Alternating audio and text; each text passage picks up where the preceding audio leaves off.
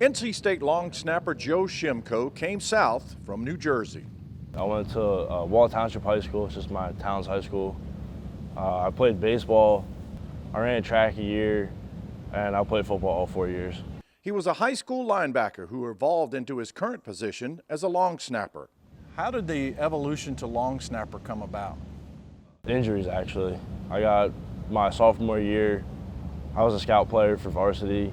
I got hurt a whole bunch of times, and I kind of saw that that position wasn't going to lead me anywhere if I was just continuously getting hurt. So I needed to find a way to get on the field, and that was the best way to get on. Learning the new position was a process that started at home.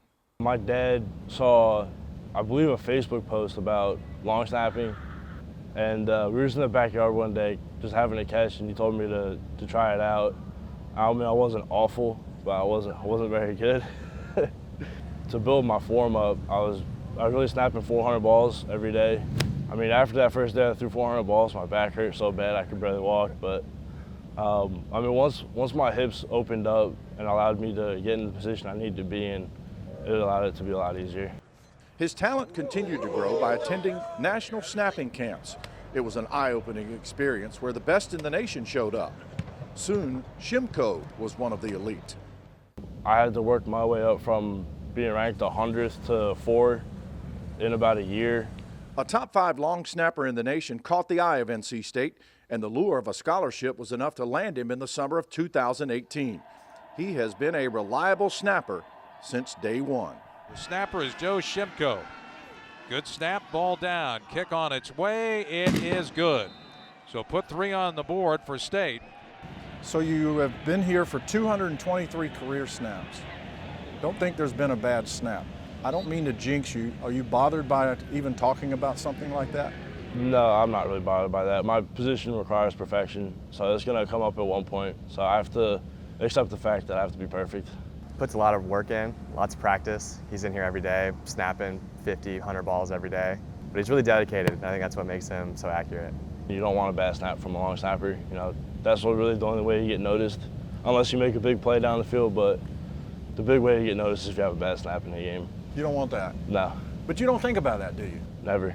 I know some other guys on other teams that they don't really know where the snap's going to be, and that really affects them.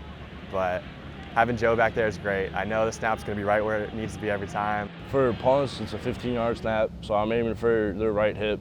No matter where we're punting it, it's just easier for the punter to catch it and get it off. And then field goal is only about 7.5 yards. And for the operation time that we're shooting for, I need to have the laces out, which is when Trent catches it, the laces are facing upwards towards the sky, so all he has to do is put it down on the ground for Chris to kick it. I've always wanted to ask a long snapper this. What is the view like upside down? When you first start, it's really awkward. It's very awkward. I mean, it still gets kind of awkward depending on what field we're playing on, depending on what's behind us. I mean, you kind of get used to it because for me personally, I just look at their knees. That's all I'm looking at. You know, they don't really change much upside down. The less things I see, the better. Whether it's in a game, a practice, or workout, the total focus is on the target, with perfection as the goal.